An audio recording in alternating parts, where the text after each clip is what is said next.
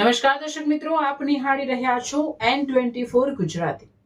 તો નજર કરીશું આજના મહત્વના સમાચાર પર। જંબુસરમાં મુસ્લિમ સમાજ દ્વારા ગાયની રાષ્ટ્રીય માતા જાહેર કરવાની માંગ સાથે મામલતદારને આવેદનપત્ર અપાયું। ભરૂચ જિલ્લાના જંબુસર નગરમાં આજે કોમી એકતા, સામાજિક સૌહાર્દ અને ગૌ સંરક્ષણનો અનોખો સંદેશ આપતો કાર્યક્રમ યોજાયો હતો। જંબુસર શહેર તથા તાલુકાના મુસ્લિમ સમાજના આગેવાનો, યુવાનો અને વડીલો મોટી સંખ્યામાં એકત્રિત થઈ ગાયને રાષ્ટ્રીય માતા જાહેર કરવાની માંગ સાથે જંબુસર પ્રાંત અધિકારીને આવેદનપત્ર પાઠવ્યું હતું। આ પ્રસંગે મુસ્લિમ સમાજના પ્રતિનિધિઓએ જણાવ્યું હતું કે ગાય ભારતીય સંસ્કૃતિ, કૃષિ અને ગ્રામ્ય અર્થતંત્ર સાથે ગાઢ રીતે જોડાયેલું પશુ છે। ગાયના સંરક્ષણ અને સંવર્ધન માટે દેશવ્યાપી સ્તરે વધુ અસરકારક પગલાં લેવામાં આવે તે જરૂરી છે।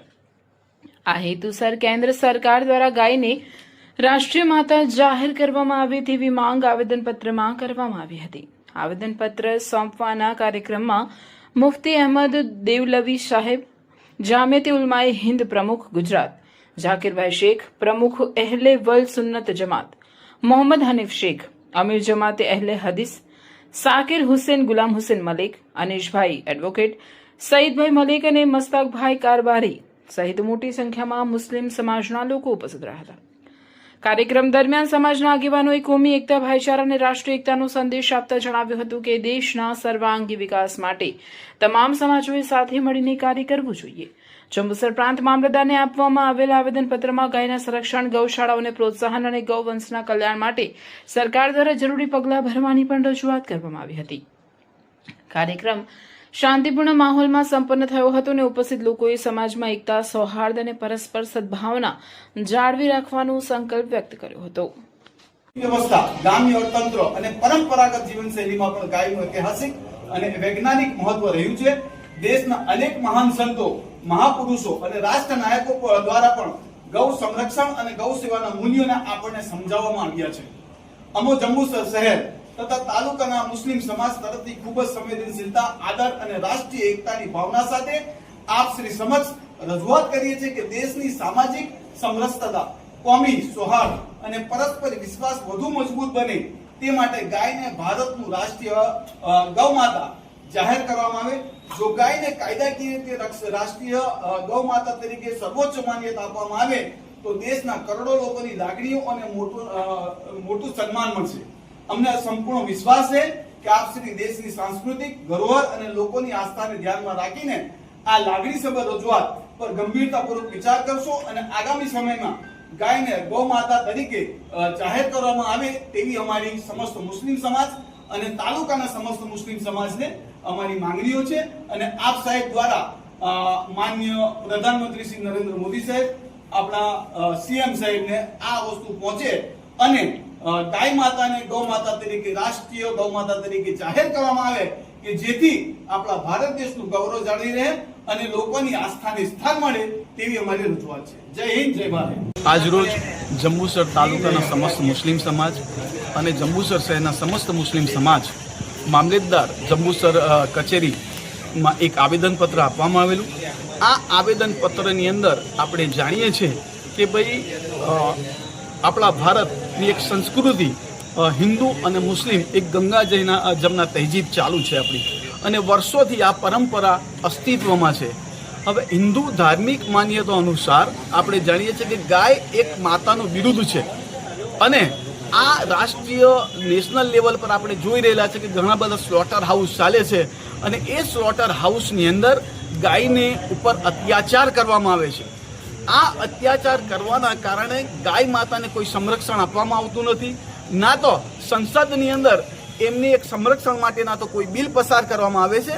તો તેવા સંજોગોની અંદર આજરોજ અમે તમારા માધ્યમથી રાજ્ય સરકાર તેમજ કેન્દ્ર સરકારને વિનંતી કરીએ છીએ કે આ જે ગાય છે એ ગાયને ગાય માતા તરીકે જાહેર કરવામાં આવે અને જે આપણા ભારત દેશ વિશ્વની અંદર બીજા નંબરનો બીફ એક્સપોર્ટર દેશ છે એ બધા સ્લોટર હાઉસ બંધ કરવામાં આવે, જાકે અમારા હિન્દુ ભાઈઓની એમની લાગણી દુભાય નહીં અને હિન્દુ મુસ્લિમ એકતા જળવાઈ રહે તે અમારી માટે જરૂરી હતું। અને એટલા માટે આજરોજ અમે સમસ્ત મુસ્લિમ સમાજ આપના માધ્યમથી માંગણી કરીએ છીએ કે ભાઈ ગાયને ગૌ માતા તરીકે જાહેર કરવામાં આવે અને એમના સંરક્ષણ માટે એમના બિલ લાવવામાં આવે અને આ જે ખોટા સ્લોટર હાઉસો ચાલે છે એ ખોટા સ્લોટર હાઉસ બંધ કરવામાં આવે જેથી ગાયને એક સન્માન અને આદરણીય જીવન મળે તેવી અમારી માંગણી સાથે આજરોજ અમે મામલતદારશ્રીને એક આવેદનપત્ર આપવામાં આવેલું છે.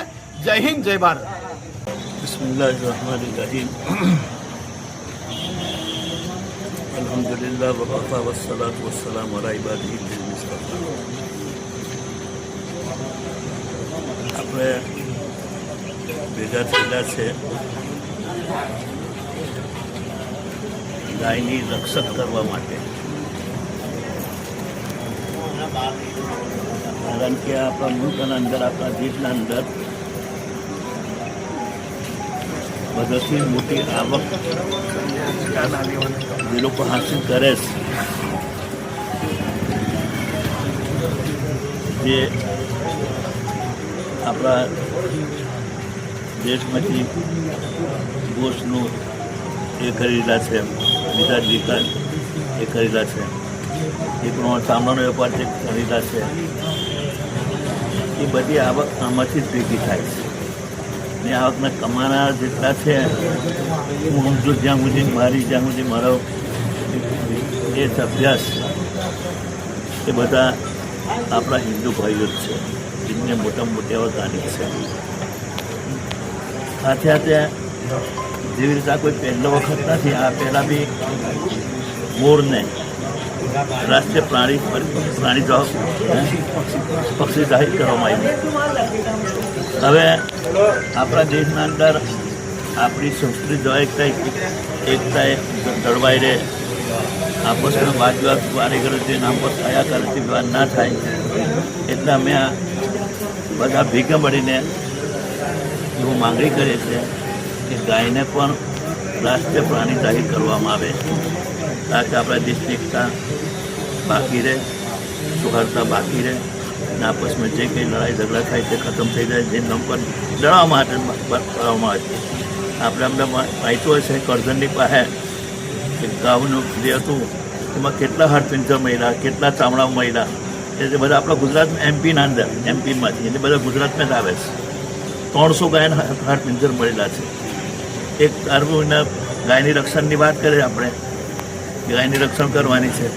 એટલે બીજી વાત એ આ એમપીમાં મળેલું છે, આ બધું હમણાં પેપરોમાં આવેલું છે. એના તરફ આ બધી ચીજો ઉપસ્થિત ના થયા કરે, રાષ્ટ્રીય પ્રાણી જાહેર કરી દેવામાં આવશે તો ઇન્શાલ્લાહ એના હારા સરસ મૃતક થશે. આ પર